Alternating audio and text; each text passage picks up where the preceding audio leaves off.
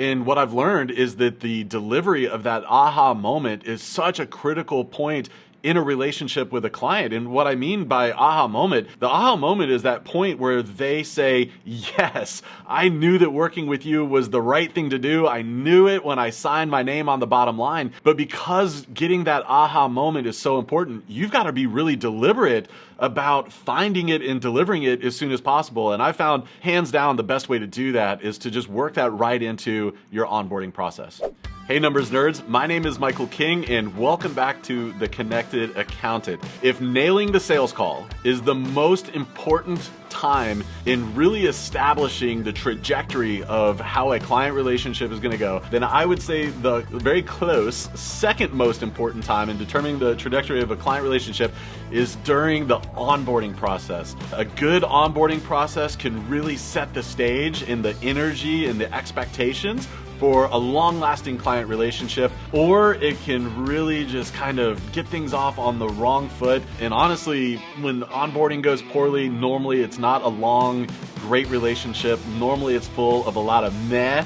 So today what I want to do is share with you my 5 best practices about creating a world-class onboarding experience. So let's go ahead and dive in. I think the first step in delivering that great onboarding experience comes as soon as the sales call's over. I mean, as soon as they sign on the dotted line, I want you to be reaching out to them with an email that's covering next steps with a video. And let me dive into that just a little bit. Client signs the contract. You have either a templated or a semi-templated email that you immediately send that starts to line out exactly what they can expect to happen next. So a lot of excitement. I'm so excited to be working with you. I'm going to send over this document with this information request. I need you to send me this, and I need it by this date. And I think what's really important in here is that you use this as an opportunity to set and manage expectations. This should be really a recurring theme for you as a bookkeeper, an accountant, or fractional CFO.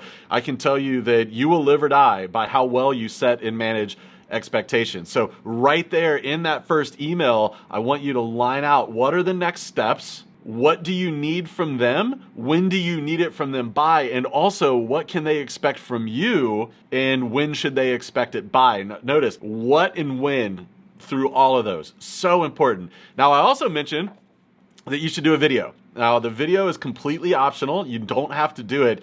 But what I found that a onboarding video can do is really elevate the perceived value of your brand. It feels good, especially if you do a personalized video. And it doesn't have to be anything with massive production quality and a fancy camera and lights. You just do it with your iPhone. And it can be something as simple as, hey, Sarah, I'm so excited to be working with you as your new accountant. And what I want to share with you is that you're going to be getting an email from my team here in the next hour or so. And in that email is going to lay out the calendar of what the process is going to look like when we work together. It's going to have a list of some information that I need from you. And it's also going to let you know what order I need that information and when I need it by. So once again, Sarah, I'm so excited to be working with you. I can't wait to see you on our kickoff call. It should happen sometime in the next 2 weeks, right? It doesn't have to be anything more complicated than that, but that video really just adds a level of professionalism and a level of you give a poo about them as a client. The next part of a great onboarding process is when you send what I call an information request list. So that's going to be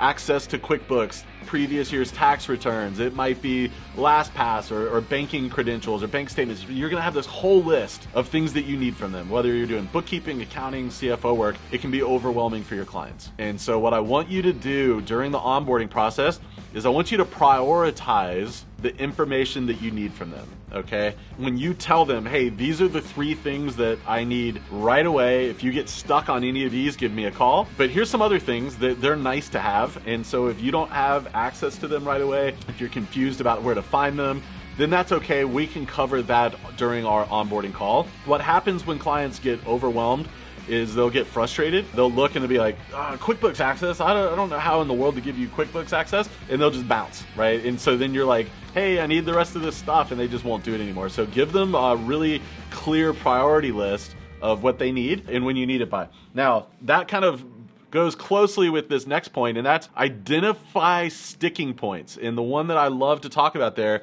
is QuickBooks access. And so a lot of clients, they don't know how to give you accountant access to their books. And so if you see a lot of people getting hung up, for example, on granting accountant access to QuickBooks, what we decided to do is QuickBooks has a great video, a walkthrough video on how to grant that access. So during the onboarding email, I just stick that link right in there and I'll say, hey, one of the first things that we've got to get is access to your QuickBooks so that we can start doing our numbers nerds wizardry. If you don't know how to grant us that access, here's an easy to follow how-to video for you. And what that does is it prevents or reduces the amount of back and forth, and it just makes for a faster, more seamless onboarding process. And again, when you're anticipating their needs, it just gives them this sense that you are an expert and this isn't your first rodeo. It creates such a more pleasant experience for everybody. The next one is really, really big. Find the aha moment.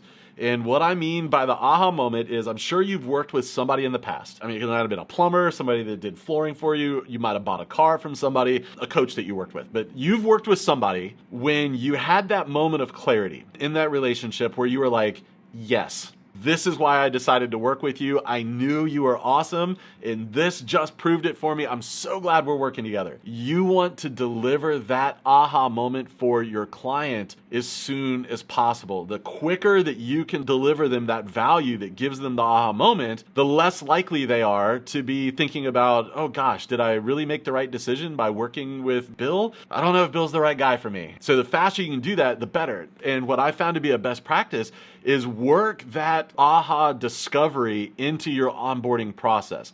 Here's an example. Let's say that you're doing bookkeeping for coaches. I've learned from working with a lot of coaches that they get eaten alive by credit card processing fees. And so they might be paying, 3.5% plus 20 cents a transaction, whatever it might be. And a lot of them don't realize that you could take ACH payments instead of credit card payments. And ACH payments are typically free or super, super low cost. And so if you're working with a coach that's charging $3,000, $4,000, $5,000 for a coaching package, 3.5% adds up. And so if you've got it in your process to say, evaluate potential cost savings from taking ACH payments, I mean, you could save your client $10,000, $20,000, $30,000 a year right out of the gate. And I'll tell you that if you've been working with a client for 3 weeks and you come to them with a $30,000 savings, that's going to deliver an aha moment like nothing else. But what you got to do is really be intentional about figuring out what those potential aha moments are for your clients. What I've learned is because we're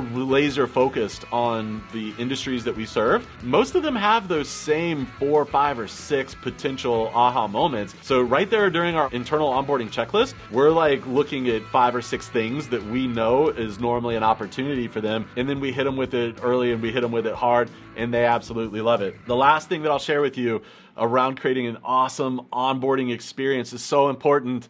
Process it out. When you try to do it by memory, it's going to be less efficient. It's going to be less effective. The client will feel that. I really want to encourage you, just take a couple minutes, process it out. What are the 7 steps that you do every single time to onboard a client with excellence? It will pay dividends for you. Listen, if you're the type of bookkeeper, accountant, or fractional CFO that loves having a community around you to share ideas with, best practices for onboarding, I'd like to encourage you to check out The Connected Accountant. We're a community of bookkeepers, accountants, and fractional CFOs that love supporting each other, sharing resources, bouncing ideas off of each other. Check us out at theconnectedaccountant.com. In the meantime, I can't wait to see you right here next week, my friend. See you then.